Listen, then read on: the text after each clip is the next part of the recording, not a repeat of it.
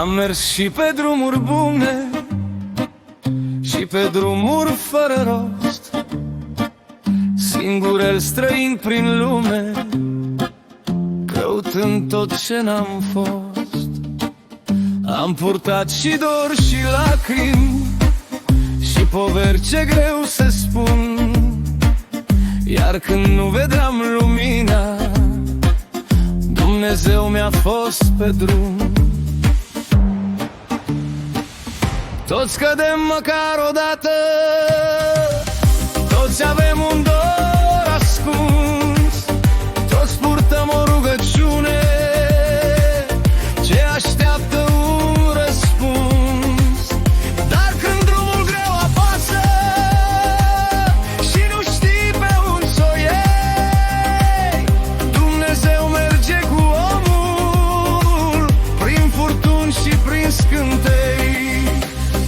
Am pierdut oameni și vise, am căzut, m-am ridicat, că viața nu iartă omul care merge încercat.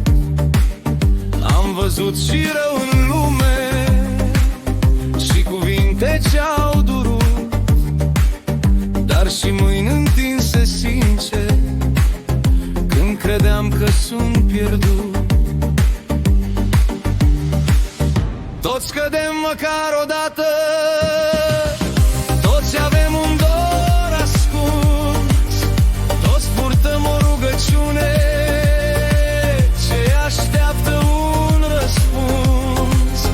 Dar când drumul greu apasă și nu știi pe unde s-o iei, Dumnezeu merge cu omul prin furtuni și prin scântei.